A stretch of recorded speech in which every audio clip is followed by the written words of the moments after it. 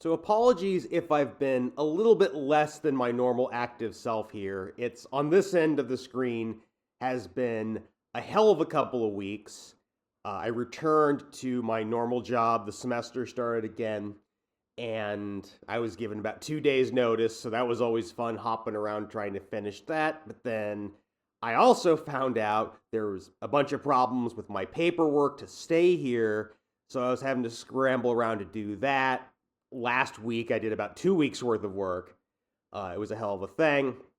In addition to that, I have been having problems yet again with the VPN, which creates a lot of problems for me.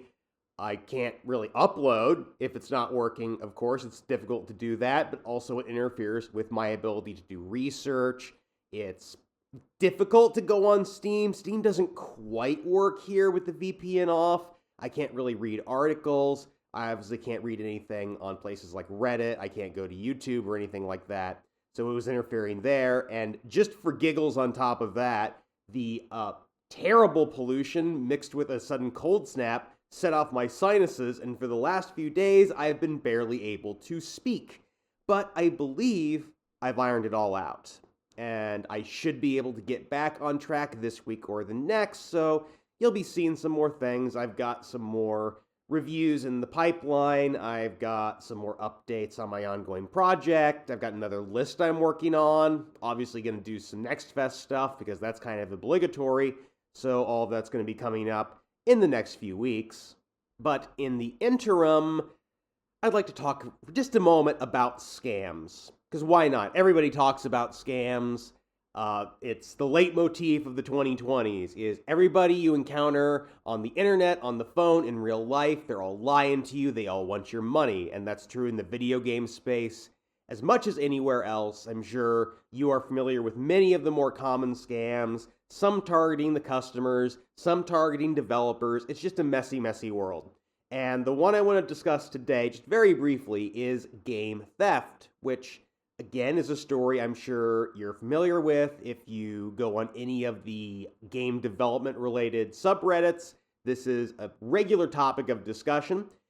This is just what it sounds like as someone finds your game in one place, they get a copy, they rip it, they get out the executable, they make some trivial changes, and then release it somewhere else for personal profit.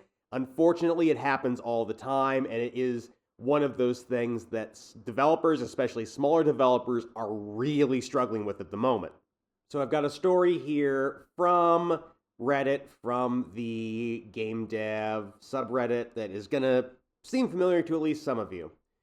So recently, I have released the Backrooms 1998 on PlayStation, Xbox, Steam, and Nintendo Switch. I was pretty happy with myself and all that. Been in development for quite a while, and being a solo developer and having my game finally on consoles is always awesome to see. Someone commented on one of my videos and violently asked me why I am releasing the same game with its name changed on consoles, and I got a little bit confused. I explained that this game was never on consoles before, and I have just released it now, and they provided a link to a video, and behold, long story short, this company called Cool Devs SRL stole my whole game, ripped it, pasted some bad AI crap on it as a cover, literally made a bad version of it, and just published it on consoles and sold it to trick players into buying it. So far, a very familiar story. As I said, this happens all the time. Anybody who's released a game on Steam will tell you they're worried about this happening, that someone's going to steal it and they're going to release it somewhere else, and you might not even know about it right away. You might never know about it. Probably you've heard stories about older games being stolen, even game demos or things like engine demos being stolen and released as full games, premium games on Steam or other places. If you follow any of these subreddits, you're probably also familiar with the fact that the same thing happens on the Android store. And in fact, there's a bit of a pipeline back and forth between those two platforms where someone will release a game on Steam and then later find it on Android or vice versa. Happens all the time. So why mention this particular post if this is something that is so common and just kind of such a fact of life? Well, because this happened on the consoles. And I have not, before now, really been familiar with this happening on the consoles. Again, it happens on Steam and it happens on Android. Two platforms that are known for their lax quality control. I mean, you expect to find garbage and stolen shit on Steam and Android. That's just kind of why they're there, because nobody's checking these things. But for a long time, the consoles were seen as this kind of promised land for indie developers, precisely because, yes, it is much harder to get on them, but that's the point. There are standards. There's less competition, that you're not being buried in junk that's just coming in all the time. It's more prestigious.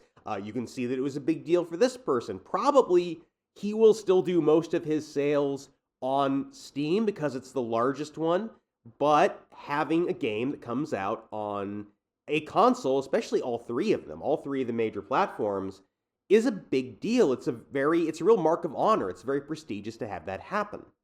Which is why it's interesting, as I've done State of Indie reviews, if you watched State of Indie last year, which none of you did, but one of the things I noticed in the people I was interviewing was not that many of them mentioned the consoles. Most of the people I talked to are either published on PC only or PC and mobile, depending on what the game is.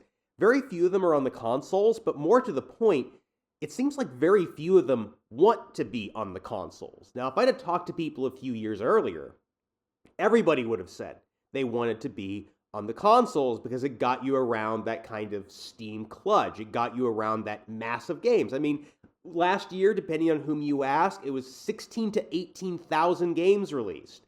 Of course you want to be on the consoles where you get a little bit more visibility, but I am not hearing that from people. I'm not hearing that anymore, and I can kind of see why. The console storefronts do seem to be getting worse. In particular, the Nintendo one. The Nintendo eShop is getting a really bad reputation as of late. And point of fact, if you keep reading through this, and I will have a link to this Reddit post in the description, I invite you to go there and read the whole thing and check out his evidence. But he's noted that he put in requests as soon as he saw this to have the fake game, the copied game, removed from all three of those. It's already off of the PlayStation Store. It's already off of Xbox. It's still on Nintendo's platform. For some reason, they're taking longer to get back. And by the way, for you Switch owners out there, if you want to go to that post, I don't want to link directly to the stolen game because then it looks like I'm promoting it. But if you go to the Reddit post, the original poster has a link to that. You can go there. You can report it. I highly recommend doing that. You know, your little step in cracking down on a problem that seems to be spiraling out of control. And that is the issue. I don't know that there's anything that we from the outside can really do about this. It all comes down to whether or not these very large companies decide that they care about having stolen content on their platforms. And presumably they do, but the situation is what it is. And my guess is this is not the last time we're going to see this happen. So for those of you, again, I'm not a console owner, so this really isn't something I would know about. But for those of you who are tracking the indies on the consoles, who play the indies on the consoles, keep an eye out for this kind of thing and be ready to report. At the moment, that's kind of all any of us can do while we cross our fingers and hope that Nintendo et al. Get their shit together about this.